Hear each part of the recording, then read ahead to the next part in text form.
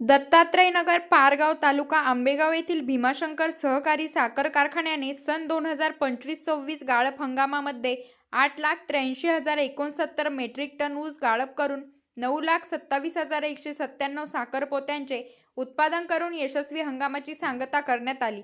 हंगाम यशस्वी करण्यासाठी सर्वांनी केलेल्या सहकार्याबद्दल कारखान्याचे चेअरमन बाळासाहेब बेंडे यांनी आभार व्यक्त केले. याबाबत अधिक माहिती देताना चेअरमन बेंडे म्हणाले की कारखान्याचे संस्थापक, संचालक व महाराष्ट्र राज्याचे माजी सहकार मंत्री माननीय आमदार श्री दिलीपराव वळसे पाटील यांच्या मार्गदर्शनाखाली व संचालक मंडळाच्या सहकार्याने तसेच अधिकारी व कर्मचाऱ्यांच्या नियोजनाने गाळप हंगाम 2025-26 मध्ये कार्यक्षेत्र व परिसरातून नोंद असलेल्या संपूर्ण ऊसाचे गाळप करून 8,83,069 मेट्रिक टन ऊस गाळप करून 9,27,197 साखर पोत्यांचे उत्पादन केले असून गाळप हंगाम यशस्वीरित्या पूर्ण केला आहे. हंगाम यशस्वी करण्यासाठी योगदान देणारे ऊस तोडणी, वाहतूक, कंत्राटदार आणि मजूर यांच्या कारखान्याच्या वतीने सत्कार करण्यात आला.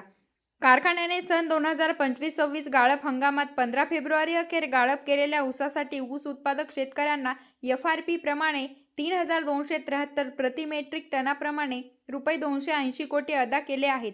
भीमाशंकर कारखान्यामार्फत दत्तात्रय वळसे पाटील ऊस उत्पादकता वाढ लक्ष्य 2020 ही महत्त्वाकांक्षी योजना वसंतदादा शुगर इन्स्टिट्यूट, मांजरी बुद्रुक यांचे मार्गदर्शनाखाली राबवित असून योजनेअंतर्गत ऊस उत्पादक शेतकऱ्यांना प्रशिक्षण, माती व पाणी प्रशिक्षण सुविधा, उधारीवर ताग व ऊस बेणे वाटप, ऊस रोपवाटिका, खाजगी ऊस लागवड व ठिबक सिंचन अर्थसहाय्य, उधारीवर द्रवरूप जीवाणू खते, सूक्ष्म अन्नद्रव्ये, जैव संजीवक, ह्युमिक ॲसिड, जैविक कीड नियंत्रण, EPN, रासायनिक खते व औषधे, पाचट कुट्टी इत्यादी पुरवठा केला जातो. उधारीवर व कमी खर्चामध्ये ड्रोन फवारणीची सुविधा तसेच स्वतंत्र ऊस विकास विभागाची स्थापना करून ऊस उत्पादक शेतकऱ्यांना कर्मचाऱ्यांमार्फत ऊस पिकाबाबत अद्ययावत माहिती व तंत्रज्ञान उपलब्ध करून दिले जाते. तरी ऊस उत्पादक शेतकऱ्यांनी योजनेतील सुविधांचा लाभ घेऊन ऊस लागवडीवर व उत्पादन वाढीवर भर द्यावा असे आवाहन केले.